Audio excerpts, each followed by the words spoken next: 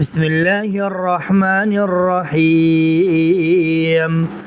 يا أيها الذين آمنوا كونوا قوامين بالقسط شهداء لله ولو على أنفسكم أو الوالدين والأقربين إن يكن غنيا أو فقيرا فالله أولى بهما فلا تتبعوا الهوى أن تعدلوا وإن تلووا أو تعرضوا فإن الله كان بما تعملون خبيرا يا أيها الذين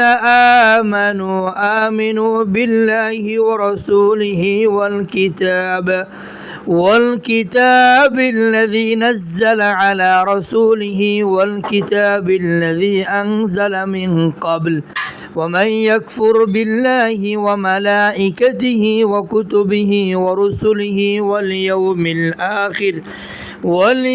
الآخر فقد ضل ضلالا بعيدا إن الذين آمنوا ثم كفروا ثم آمنوا ثم كفروا ثم ازدادوا كفرا لم يكن الله ليغفر لهم ولا ليهديهم سبيلا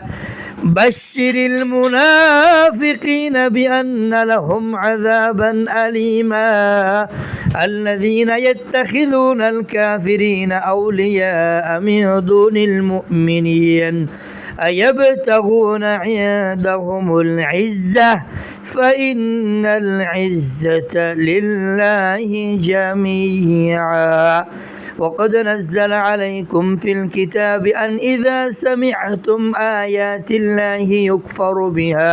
يكفر بها ويستهزأ بها فلا تقعدوا معهم حتى يخوضوا في حديث غيره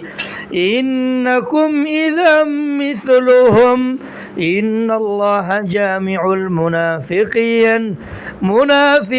والكافرين في جهنم جميعا الله أكبر.